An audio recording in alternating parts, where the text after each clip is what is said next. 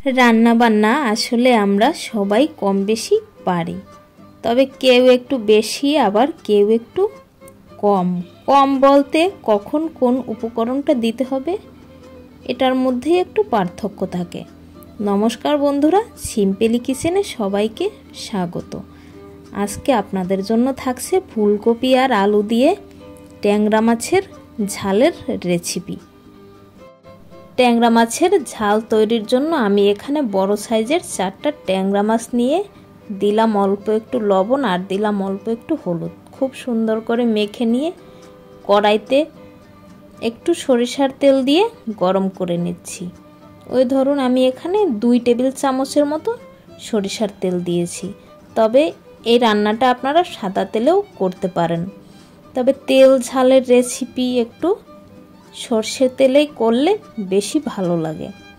এখন আমি একে একে ট্যাংরা মাছগুলোকে কড়াইতে দিয়ে দিচ্ছি। আর ট্যাংরা মাছ যেহেতু একটু ফোটে, তাই আমি একটু ঢাকা দিয়ে ভেজে নিচ্ছি। ট্যাংরা মাছগুলোকে ঢাকা দিয়ে আমি 2 মিনিটের মতো ভেজে নিয়েছি। এখন আমি উল্টে দেব, আর উল্টে দিয়েও অপর পিঠেও একইভাবে আমি একটু ঢাকা দিয়ে ভেজে নিব। ট্যাংরা মাছ রান্না করতে গেলে খুবই ফাটে, তাই চেষ্টা করবেন একটু ঢাকা দিয়ে রান্না করার জন্য। আমার মাছগুলি ভেজে নেওয়া হয়ে গেছে। এখন আমি এই মাছগুলিকে আস্তে আস্তে তুলে নেব। তবে আমি একদম খুব কড়া ভাজি দেইনি, আপনারা চাইলে একটু কড়া ভাজিও দিতে পারেন। তবে মাছ খুব কড়া করে ভাজলে খেতে বেশি একটা ভালো লাগে না, তাই আমি এখন এই মাছগুলোকে তুলে নেব। সব মাছগুলোকে আমি 5 মিনিটের মতো ভেজে নিয়েছি। এখন আমি এই একই তেলের মধ্যে দিয়ে দিলাম বড় বড় করে কাটা কয়েক টুকরা ফুলকপি। এখন আমি দিলাম অল্প একটু হলুদ আর দিলাম অল্প একটু লবণ। এখন এই ফুলকপিগুলোকে আমি একটু লাল লাল করে ভেজে নিব। আর এখানে ফুলকপিগুলো আমি মিডিয়াম টু লো আছে একটু লাল লাল করে ভেজে নিচ্ছি। এখন আমি একটু ঢাকা দিয়ে দেব, যাতে করে ফুলকপিটা খুব তাড়াতাড়ি একটু সিদ্ধ হয়ে যায়। আমি এভাবে করে ফুলকপিগুলোকে খুব লাল লাল করে একটু ভেজে নিয়েছি। এখন এই ফুলকপিটাকে আমি তুলে রাখব। এখানে আমি আর কোনো তেল ব্যবহার করব না। এই একই তেলের মধ্যে আমি দিয়ে দিচ্ছি 3টা কাঁচামরিচ আর দিয়ে দিচ্ছি 1/2 টেবিল চামচ কালো জিরা ফোড়ন দিয়ে দিলাম। এবারে দিলাম অল্প একটু পেঁয়াজ কুচি। এখন আমি এই পেঁয়াজটাকে একটু লাল লাল করে ভেজে নেব। শীতকালে ফুলকপি দিয়ে যে কোনো মাছের রেসিপি খেতে কিন্তু খুবই অসাধারণ হয়। এখানে আমি 2টা আলুকে কেটে ধুয়ে পরিষ্কার করে রেখেছিলাম, সেটা দিলাম। আর দিলাম 1 মুঠো মটরশুঁটি।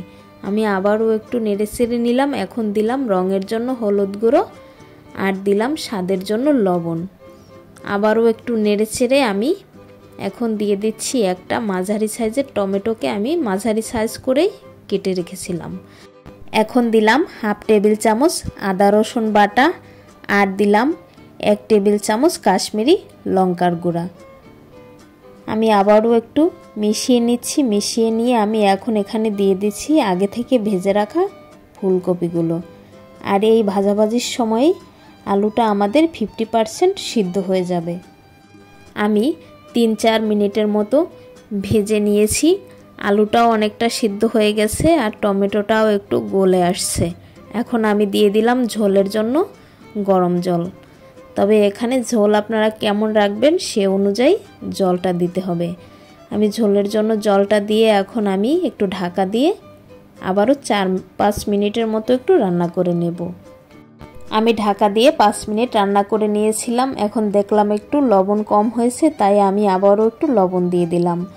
এখন দিয়ে দিলাম ভেজে রাখা মাছগুলো। মাছটা দিয়েও আমি আবার একটু চাপা দিয়ে 3-4 মিনিটের মতন রান্না করে নেব।